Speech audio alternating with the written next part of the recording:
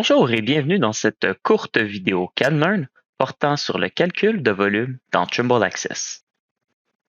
Aujourd'hui, nous allons voir les différentes méthodes de calcul, montrera comment calculer un volume depuis deux surfaces et comment exporter un rapport de volume.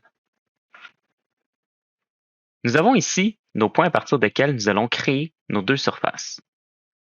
Notre première, qui représentera la surface que nous voulons atteindre, et la deuxième, qui représente la réalité terrain.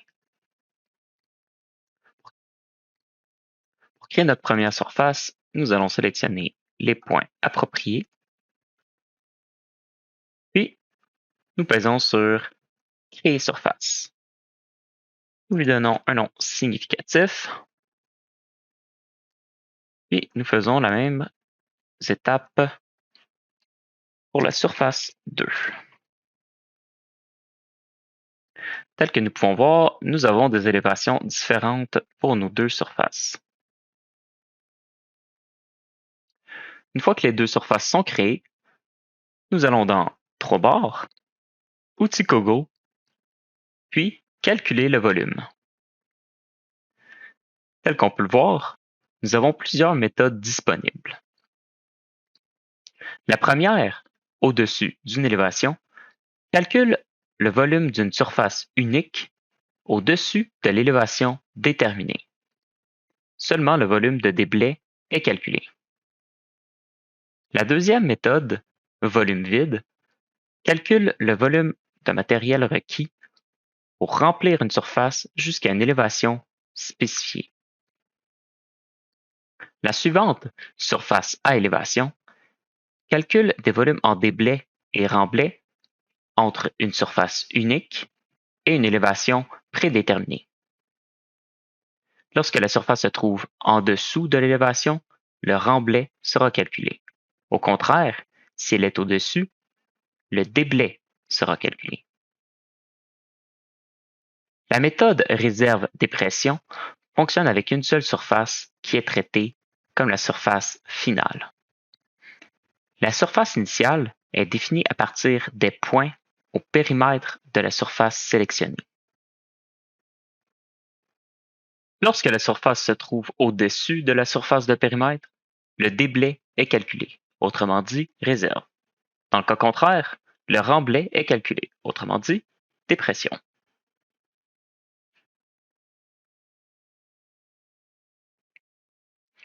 La méthode superficie effectue le calcul de la superficie en utilisant la profondeur spécifiée pour calculer le volume. Passons maintenant à la méthode surface à surface. Cette méthode calcule des volumes en déblai et en remblai entre deux surfaces. La surface initiale, qui est la surface de départ avant modification, et la surface finale, qui est la surface de projet, celle que l'on cherche à obtenir. Si la surface initiale se trouve au-dessus de la surface finale, le déblai sera calculé. Au contraire, si la surface initiale se trouve en dessous de la surface finale, alors le remblai sera calculé. Si requis, vous pouvez entrer le facteur de foisonnement ou retrait sous forme de pourcentage.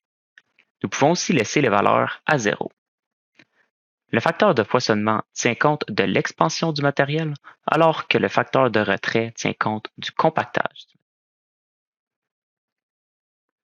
Nous allons donc placer nos surfaces appropriées, surface initiale étant la surface 2 et la surface finale étant la surface 1. Une fois que les informations sont entrées, nous pouvons simplement peser sur Calculer et nous pouvons ici voir le volume de déblai et de remblai du matériel.